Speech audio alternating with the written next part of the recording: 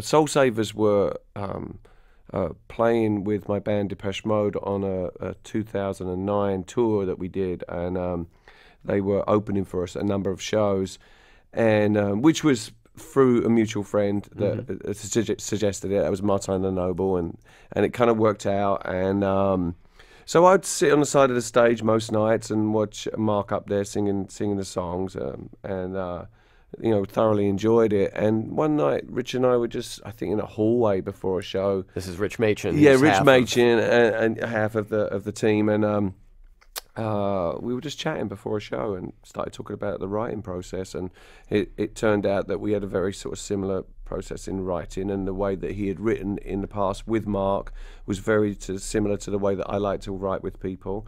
And so we had that conversation of like, let's do something. And now you have those conversations a lot, but so quite often nothing turns out happening.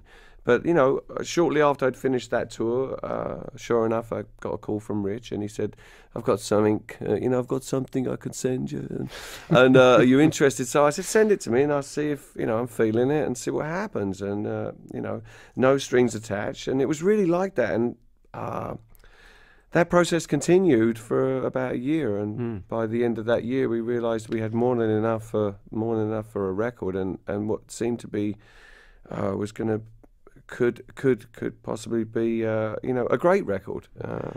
The record is called "The Light, the Dead Sea," and it's out today from Soul Savers, featuring Dave Gahan, my guest, frontman for Depeche Mode, now fronting this duo of Rich Machin and Ian Glover. And you had a tough year going into this project. Malignant tumor removed, a leg injury, vocal cords. I mean, oh yeah, I forgot about the leg. Yeah, this was not like in your youth where maybe you brought your woes upon yourself. Yeah. This was just like stuff happening. Yeah, this was life. That's right.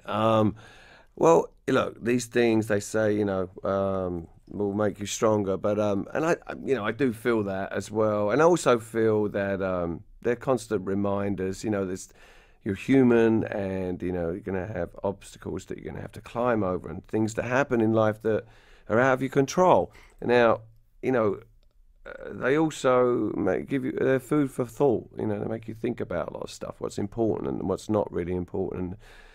The things that you dwell on that just really you shouldn't. And so as I don't know if it comes with age as well, but as I get a little older and maybe a little bit wiser, I'm able to reflect on that stuff more, and that definitely comes out in this music. I think, it was kind of a tough year, but the stuff with my vocals and stuff like that, that's wear and tear. That's just stuff that's going to happen. Right. If you're trying to do 4 or 5 shows a week for a year or two, you're going to have some problems. But the other stuff was out of my control, and in a lots of ways. But what it did make me do is stop and think, and stop and try to value what is important. Mm-hmm. So, how are you feeling now? I'm feeling great. I have no complaints at all. I have an amazing job. I have a fantastic family. My wife's listening right now. Hi, Jen. There's no, what can I say? Yeah. I get to make music with, this really was a gift for me, this record. And the way the songs were written really taught me a lot about getting out of my own way. And there's always something there if you just show up, You said earlier that music is a learning process, and it seems that that's often the last thing that people learn is how to get out of their own way.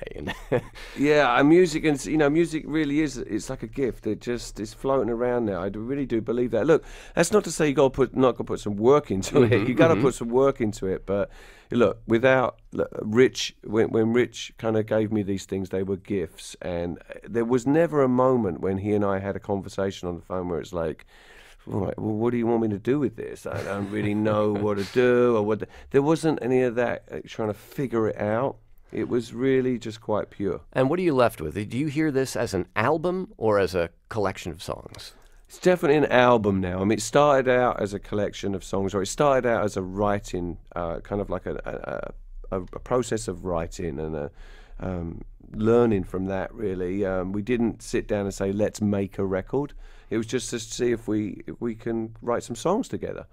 And after about 5 or 6 pieces that we had done, we realized that it was kind of, okay, this is turning into a record. And got very excited about that. But it's definitely an album. And to me, it's an album that I'm still kind of like, I have 2 sides to that album. I'm kind of putting, really kind of... Do you mean literally like an A side and a B side? Yeah, absolutely, absolutely. Rich and I, that's one thing we did discuss. We're both big fans of gospel and blues music, and there's a lot of those influences in this music. But we're fans of like a record where there's like you listen to it. It begins, it takes you on a little journey, and then you flip the record over. Yeah, and it leaves you in a place of reflection or whatever, and just feeling a sense of hope, or like you belong to something. I mean, when I was a kid growing up, David Bowie did that for me. It was like I was, Ziggy Stardust. Yeah, I mean, those records, they just took me to a place. I wanted to go live where he was living,